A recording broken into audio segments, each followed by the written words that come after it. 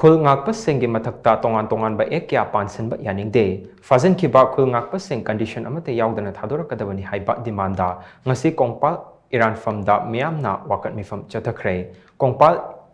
Iranpham thongkhonggi laikai marigi meira paibina senduna pangthokiba wakat meepham aduda Kongpal Iranpham thongkhong laikai marigi meira paibigi secretary pangambam anitana hai narco terrorist sengna micham meeyam da landarakliba asigi mathakta chapchaba action lokatkadabani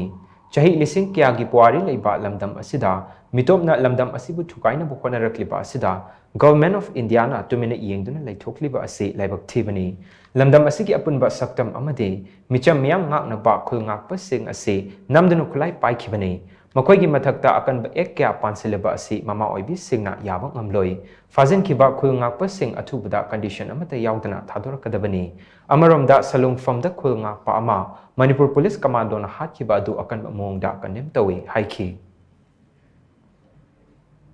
ngasi phamiba meepham asi wakat meepham asi hauji aikhogi icha sing khun ngakliba icha sing asi phaba punba tawbiba asi asuki mate akhoi nungai tabadagi aikhogi meepham asi phamjabani ngasi icha sing ase khun ngakpane na tholoiba icha sing ase tasengna hairagadi mama amamamgi macha lairik laisu tamjariba adungba icha ngatani makhuta khulai paige haiduna tholokhiba icha amta nate moi tasengna hairagadi ngasi gi mahairoi oina leijaba angang ngatani aduga ngasi na pharba matungda icha sing asibu aduni adani haijin biduna